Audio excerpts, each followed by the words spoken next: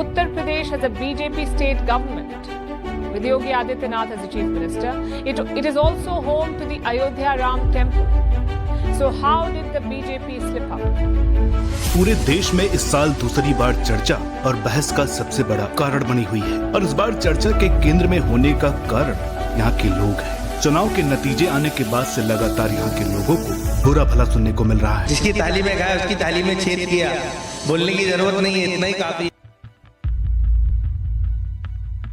आप लोगों का स्वागत है वीडियो में। आज हम लोग जानेंगे क्यों और कैसे भाजपा हार गई अयोध्या में। एक बात जान लो, इम्पोर्टेंट है, अयोध्या लोकसभा सीट नहीं है, फैजाबाद लोकसभा सीट है जिसमें और भी शहर जुड़े हुए हैं। जबकि अयोध्या में रामलला को भारतीय जनता पार्टी ने ही लाया, फिर भी कैसे भाजपा हार सकती है अयोध्या में। सिंपल एंड प्लेन में कोई भी हवाई बात नहीं करूंगा, सीधे आता हूँ मुद्दे पे। और एक और बात, अयोध्या में रहने वाले हमारे हिंदू भाई बहनों को बहुत बुरा भला बोला जा रहा है कि आप मोदी जी को कैसे हरा सकते हैं अयोध्या में, जबकि अयोध्या में हिंदू ज्यादा हैं। मैं सबका जवाब दूंगा, बस कुछ देर का इंतजार करें। ऐसे ट्वीट बना ट्विटर पे जहां लोग कंट्रोवर्सी क्रिएट कर रहे हैं, मोदी जी को ट्रोल कर रहे हैं और भारतीय जनता पार्टी को बहुत बुरा भला बोल रहे हैं। अयोध्या वाले ही मामले पे सुप्रिया जी जो कि कांग्रेस की लीडर हैं, वो मोदी जी का फोटो और राम जी का फोटो लगा कर ट्वीट की। आप लोग ट्वीट देख सकते हैं स्क्रीन पे। ट्वीट की अपने लिए, ट्वीट की पॉलिटिकल मुद्दा है, समझ सकता हूँ, लेकिन इसमें हमारे देवी देवता को लाना क्या जरूरी समझा आप लोगों ने? कमेंट बॉक्स में बताइए। देखो, बहुत हुआ, ट्रोलिंग तो चली गई, लेकिन आप लोग से एक ही रिक्वेस्ट है कि आप ट्रोल करें लेकिन हमारे हिंदू देवी देवता को बीच में ना लाएं, नहीं तो विवाद होना शुरू हो जाएगा। थोड़ा कांग्रेस के ऊपर भी बात कर लेते हैं ग्राउंड लेवल पे। मुझे नहीं लगता कि कांग्रेस इससे ज्यादा वीक थी पहले, डाटा बाद में दिखाऊंगा, लेकिन थोड़ा भाजपा के ऊपर भी बात कर लेते हैं। बीजेपी जो कि उनको झटका आना जरूरी था, जो कि आया भी, लेकिन एक और बात, इन लोगों ने इतना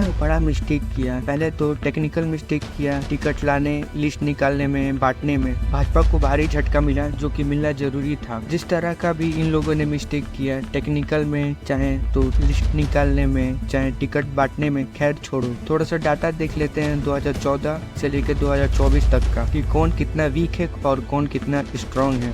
2014 का डाटा देख लेते हैं। जब भाजपा का लहर था तब भाजपा को 4,90,000 करीब वोट मिला और समाजवादी पार्टी को 2,09,000 करीब वोट मिला और भाजपा को 1,41,000 वोट मिला और इंडियन नेशनल कांग्रेस को 1,30,000 करीब वोट मिला। देखिए कांग्रेस कैसे वीक है। अगर आज के हिसाब से इंडियन नेशनल कांग्रेस और समाजवादी पार्टी के वोट ऐड करूं तो टोटल कुल वोट होता है 3,38,903 वोट होता है, तब भी भाजपा से कम है। वेट, अगर मैं भाजपा को भी जोड़ लूं तो कुल वोट हो जाते हैं 4,80,000, पर भी भाजपा जीत जाती है। लेकिन मैच बड़ा तगड़ा था। आप लोगों का क्वेश्चन आ रहा होगा कि इंडियन नेशनल कांग्रेस और समाजवादी पार्टी को जोड़ा तो ठीक किया, लेकिन भाजपा को क्यों जोड़ा? एक मैं डाटा दिखाता हूँ जहाँ आप लोग देखिए, समझेंगे कि क्यों और कैसे मैं जोड़ा है। 2029 इलेक्शन में समाजवादी पार्टी और भाजपा जो कि मायावती पार्टी है, उन लोगों ने महागठबंधन बनाया था। अब क्लियर हुआ? कुछ समझ में आया? समझ में आया तो कमेंट बॉक्स में बताओ और अपना ओपिनियन दो, आपका राय क्या है इस टॉपिक के ऊपर। अब 2029 का डाटा देखते हैं जहां भाजपा को सेम लीडर लल्लू सिंह को वोट मिला 5,30,000 करीब और सपा को वोट मिला 4,65,000 करीब और इंडियन नेशनल कांग्रेस को मिला 53,000 वोट। इसमें भी मैच बड़ा तगड़ा था, 50-60,000 का कंपटीशन था, लेकिन तब पर भी भाजपा जीत जाती है। और आप देख सकते हैं कि इंडियन नेशनल कांग्रेस की क्या पोजीशन है। भाजपा को थोड़ा समझ जाना चाहिए था वोट बैंक को देखकर, बट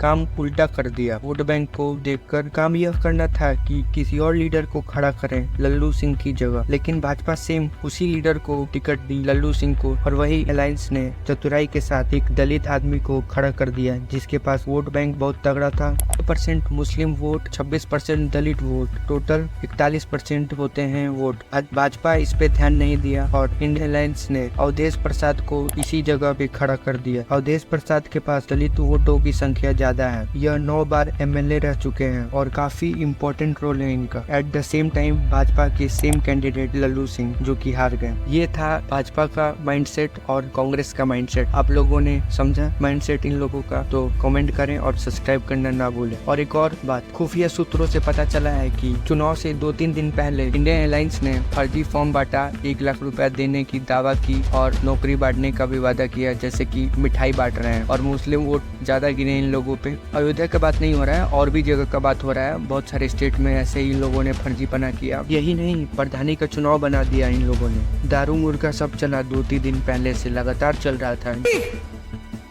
कुछ भी। इस वजह से इन लोगों को वोट ज्यादा मिला। आई होप आप लोग को सही इन्फॉर्मेशन मिला होगा। अगर इन्फॉर्मेशन सही लगा तो वीडियो को लाइक करें और चैनल को सब्सक्राइब करना ना भूलें। Sabara